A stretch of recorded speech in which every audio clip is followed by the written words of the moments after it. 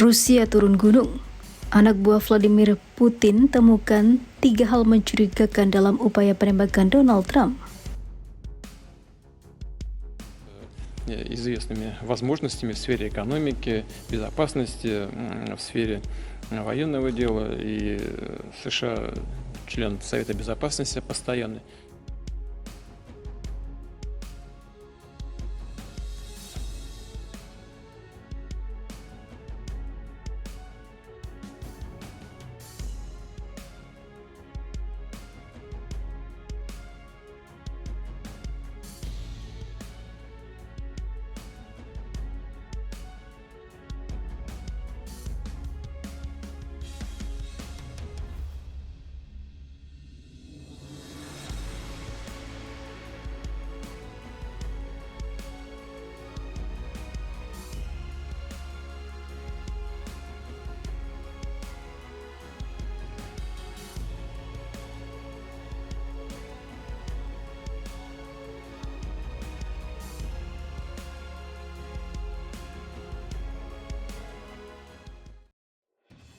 Pada Sabtu lalu, Thomas Crooks, warga Pennsylvania berusia 20 tahun, melepaskan 3 tembakan dari senapannya dan segera terkena tembakan balasan dari penembak jitu Secret Service Amerika Serikat.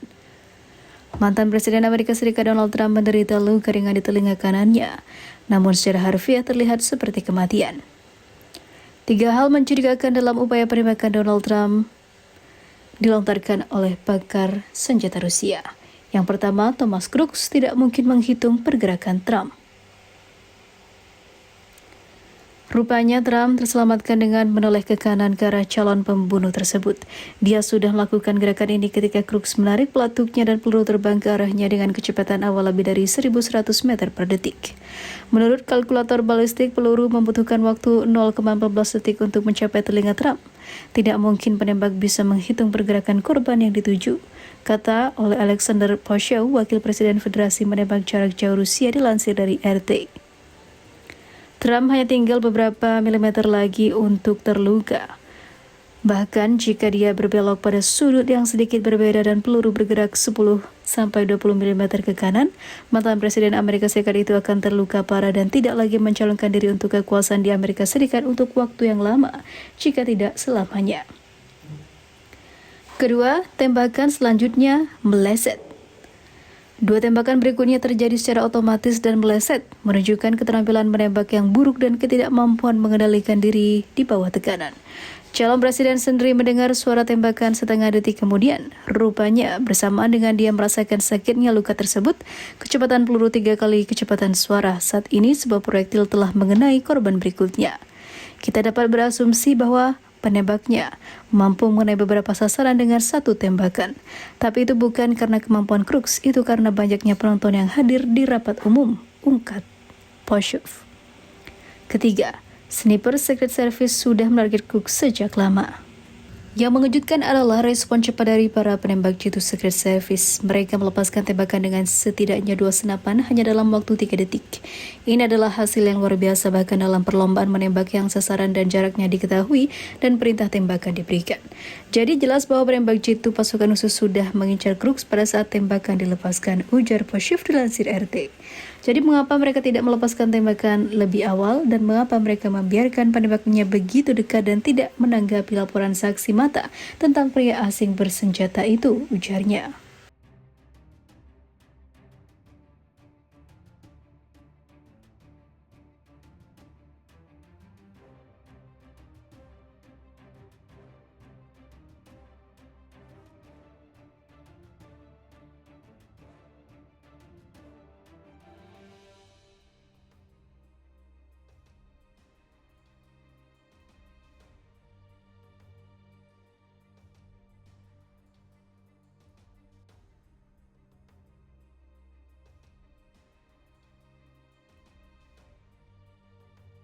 Heboh inilah Rafa Salama, karyawan sekolah yang menjelma jadi pentolan pasukan tempur Hamas.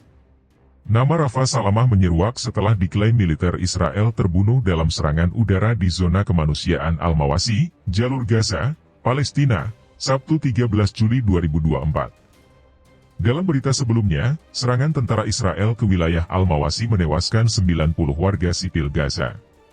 X pada awalnya, serangan tersebut diyakini telah menewaskan Komandan Brigade Is Ed-Din Al-Qassam, Mohammed Deif. Namun demikian, sehari pasca membombardir Al-Mawasi, militer Israel mencabut klaim jika aksinya telah menghabisi Deif. Hal ini diperkuat oleh pernyataan Hamas jika pimpinannya dalam kondisi baik dan masih mengendalikan operasi Hamas Palestina di jalur Gaza. Pasukan Pertahanan Israel, IDF, dan Dinas Intelijen Dalam Negeri Israel, Shin Bet, juga menyatakan jika yang tewas dalam serangan itu bukan Deif, melainkan Salamah. Rumah Salamah yang sudah dipantau militer Israel selama berminggu-minggu, menjadi salah satu sasaran utama dalam serangan udara di Al-Mawasi. Observasi terhadap kediaman Salamah bukan tanpa alasan. Ia dituduh sebagai dalang sejumlah serangan Hamas terhadap militer Israel. Beberapa di antaranya adalah Operasi Omar Tabas pada 2005, penangkapan tentara Israel, Sersan 1 Gilad Shalit, pada 2006, dan Operasi Ahmed Abu Tahoun pada 2007. Siapa sangka, jauh sebelum bergabung dengan Brigade Al-Qassam, Hamas Salamah hanyalah seorang pegawai di sebuah sekolah di daerah Han Younis.